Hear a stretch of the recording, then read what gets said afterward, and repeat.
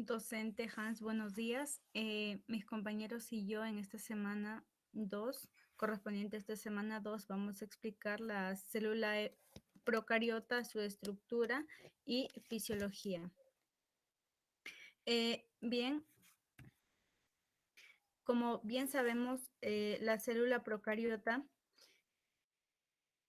está rodeada por una pared celular y también muchas de estas presentan una cápsula o capa viscosa hecha por polisacáridos. Bien, para entrar más a fondo en este tema, nos hemos planteado las interrogantes, las cuales van a ser resueltas en todo el desarrollo de esta exposición.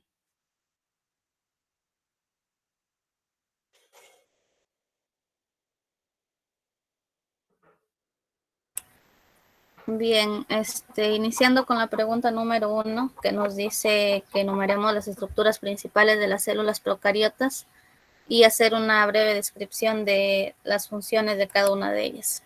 Comenzando por su estructura, vamos a comenzar con la pared celular, que es una estructura compleja y semirrígida responsable de la configuración de la célula. Esta protege a la frágil membrana plasmática y protege el interior de las células de los cambios adversos del medio exterior. Continuamos con la membrana plasmática. Esta es una estructura delgada interna con respecto a la pared celular que rodea el citoplasma de la célula. Su función principal es que funciona como una barrera selectiva para el ingreso y egreso de distintas sustancias. Esta membrana posee permeabilidad selectiva o también llamada semipermeabilidad. Esta propiedad nos dice que permite el paso de ciertas moléculas y ciertos iones e impide el paso de otros. Continuando con el citoplasma, que el término citoplasma se refiere a la sustancia celular limitada por la membrana plasmática.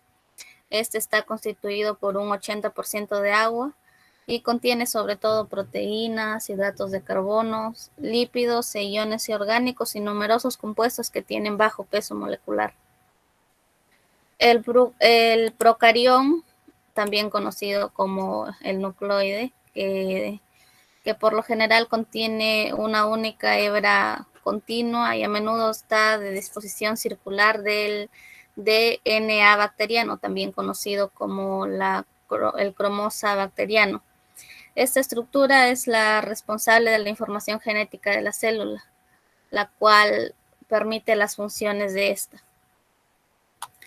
Luego tenemos a los ribosomas, que tanto en las células eucariontes como en las procariontes actúan como sitio de síntesis de proteínas. Y por último tenemos a las inclusiones, que son como un tipo de depósito de reserva, donde las células acumulan ciertos nutrientes en condiciones favorables para poder luego utilizarlos en condiciones adversas. Gracias.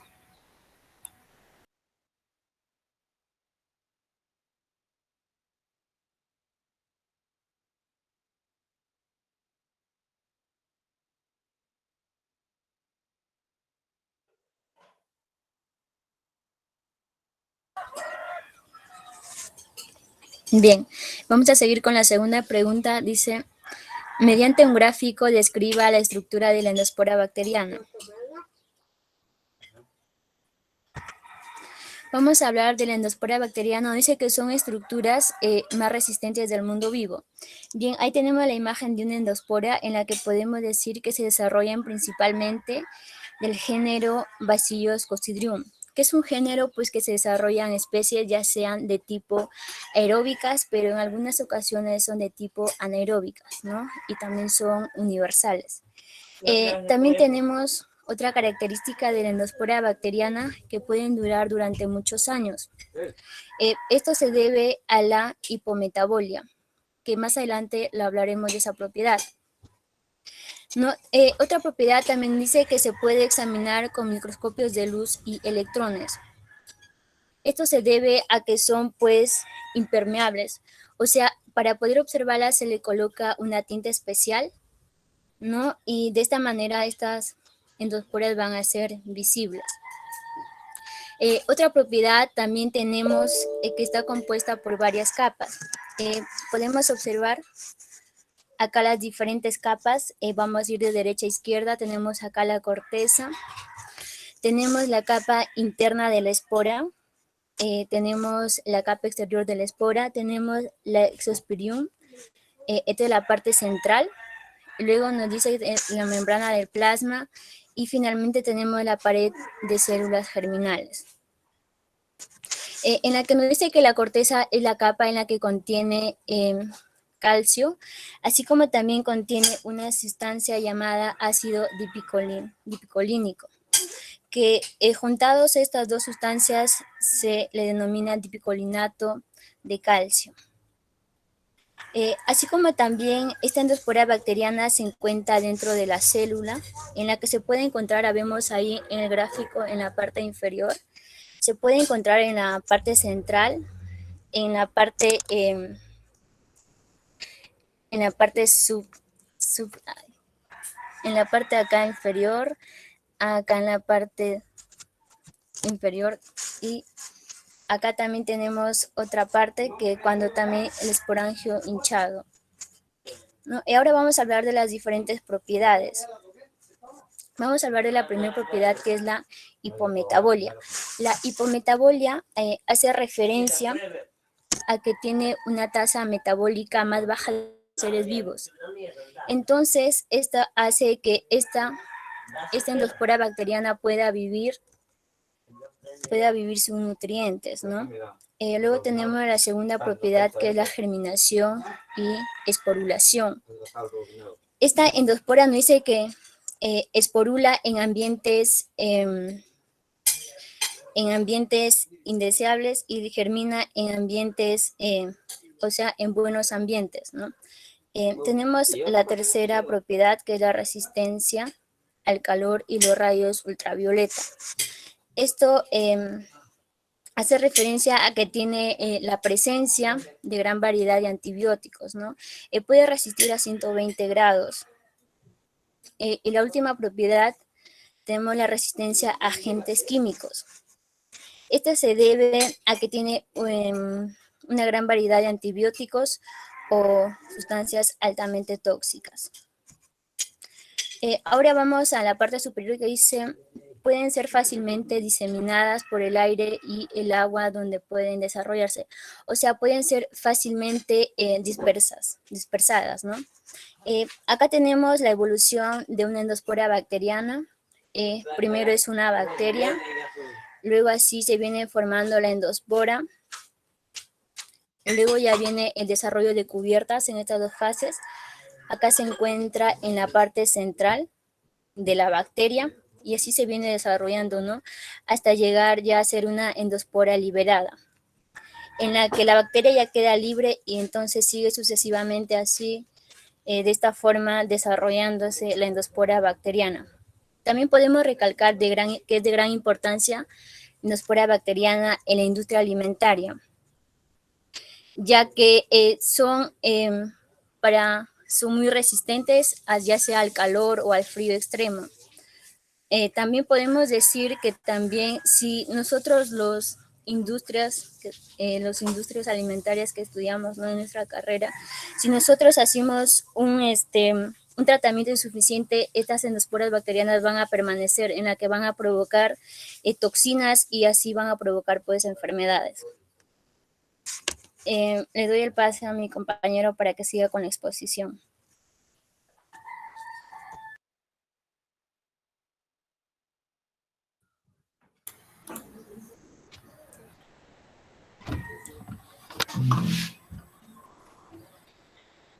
Bueno, continuando con la exposición, en la pregunta número 3, en donde nos menciona describir brevemente la formación y germinación de endósporas. Bueno, primero debemos saber que estas se forman en el interior de las bacterias, cuando las condiciones ambientales lo determinan. Estas endósporas germinan dando origen a bacterias activas que se alimentan y multiplican. Una endóspora recupera el estado vegetativo mediante el proceso de la germinación. Este proceso esta es desencadenada por una lesión física o química de la cubierta de las endósporas, lo cual permite la hidratación de la médula y el reinicio de la actividad metabólica. En dicho proceso, las enzimas de las endósporas degradan las capas adicionales que rodean a la endóspora, lo cual permite tanto el ingreso de agua y la reanudación de los procesos metabólicos. Así como se presenta en dicha diapositiva, en la imagen, este proceso consta de 3 fases.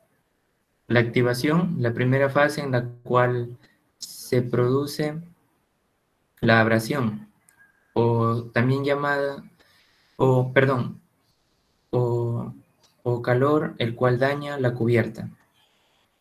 La segunda fase vendría a ser la germinación, la cual también es llamada iniciación, la cual se inicia en condiciones ambientales favorables. En esta, el peptidoglucano se degrada. La tercera fase vendría a ser el brote, donde el córtex se degrada y la biosíntesis y la división celular se reinician. Doy el pase a mi compañera.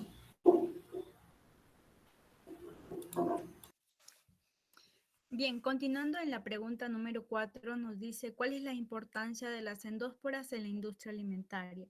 Bien, las endósporas tienen gran importancia en la industria alimentaria porque son formas resistentes de los microorganismos, los cuales al llegar dichas bacterias, al pegarse, estas son difíciles de eliminarlos.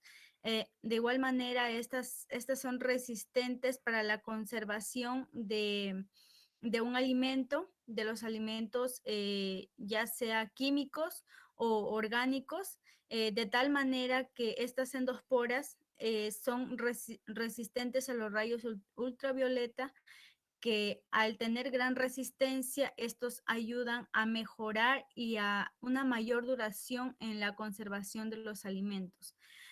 Asimismo, también nos dice ¿qué podría explicar su resistencia al calor? Bueno, la resistencia al calor de estas endosporas se debe a que estas contienen una estructura celular en particular, las cuales les ayuda a protegerse.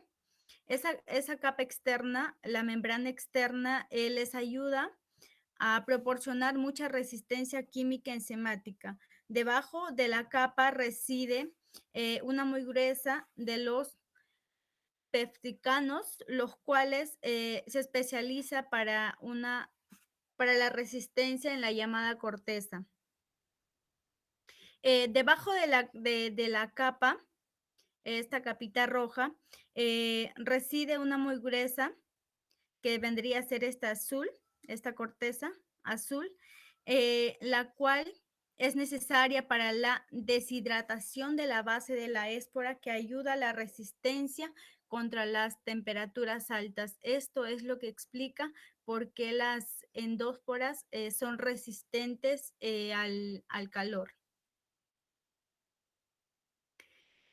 Bien, en la pregunta número 5 es en la redactación del ensayo académico acerca del reloj circadiano en una procariota o fotosintética. Bien, para esto damos inicio a la redactación de este ensayo con mi compañera Viviana. Bien, un reloj circadiano en una procariota no fotosintética. Para comenzar, vamos a hablar de lo que es un reloj circadiano. que es un vaivén de variables biológicas e intervalos de tiempo.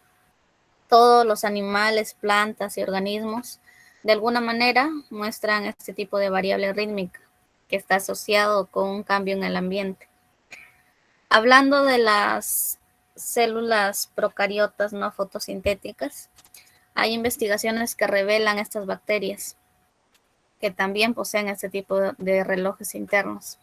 Sin embargo, estas bacterias siguen siendo un misterio respecto a este tema. Pero este tipo de estudios están abriendo las puertas para la investigación de los ritmos circadianos en las bacterias y utilizar este tipo de células como un modelo para comprender mejor los relojes circadianos. Continuando con la exposición, le doy pase a mi compañero. Bien, uno de los retos más importantes los cuales afrontan los seres vivos es conservar una idónea interacción temporal entre sus procesos fisiológicos y repositorios contemporales de forma que afirman en su ámbito y específicamente.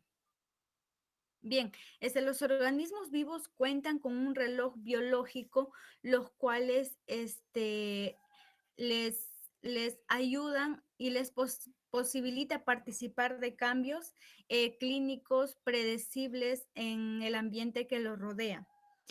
Asimismo, este reloj que entre los organismos vivos lo apunta como una característica ancestral y enormemente adaptiva para su supervivencia en el ambiente. Asimismo, el reloj circadiano se ha conservado durante la crónica de vida en un mundo de una rota sobre asimismo un lapso de 24 horas, generando alternativas entre el día y la noche. Bien, el organismo de este reloj constituye un sistema que ensambla la actividad de diversos relojes distribuidos en su organismo, lo cual les ayuda a sobrevivir.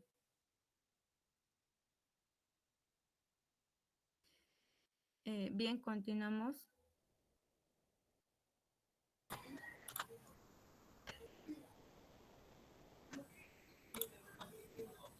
Bien, como bien sabemos, existe cierta especulación acerca de este tema y sobre la investigación acerca de ello. Y se ha descubierto que las cianobacterias con tiempos de generación entre 5 y 10 horas retienen los ritmos circadianos en la expresión genética. Además, también se ha podido identificar un efecto de memoria en bacterias no fotosintéticas, las cuales se extiende a lo largo del intervalo del ciclo celular. Es decir, el estado fisiológico de una bacteria se mantiene durante varias divisiones celulares. Por lo tanto, especulamos que los relojes circadianos pueden existir dentro de otras especies bacterianas, incluidas las bacterias no fotosintéticas, las cuales se dividen rápidamente y de algún modo están expuestas a un entorno rítmico que impone una presión de selección.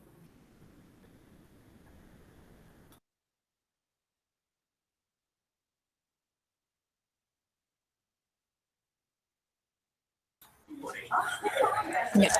Bien, continuando con la exposición, vamos a seguir exponiendo sobre un reloj circadiano en una procariota no fotosintética. Vamos a hablar, nos dice que estos relojes biológicos o ritmos circadianos se encuentran en toda la naturaleza. Se encuentran en las plantas, se encuentran en los seres humanos, así como también en los animales. Estas son de gran importancia, ya que ayuda a afrontar los diferentes cambios que se encuentran en el día, en la noche, o así como también nos ayudan a afrontar los cambios de las estaciones del año.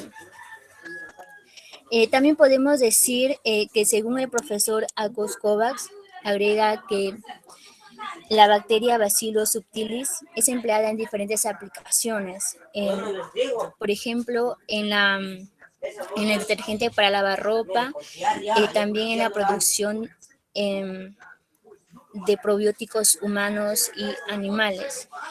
También podemos decir sobre estos relojes circadianos, que estos representan el 12% de la biomasa de todo nuestro planeta Tierra. Son importantes para la salud, así como también son importantes para la biotecnología industrial, son importantes para la ecología, para la biomedicina, pero se sabe poco de estos relojes biológicos de 24 horas. Sería bueno o sería recomendable pues que se sigan investigando sobre estos relojes y así pues estudiar la gran importancia de estos mismos. Muchas gracias, docente. Esta fue nuestra exposición. Espero que la haya entendido. Gracias.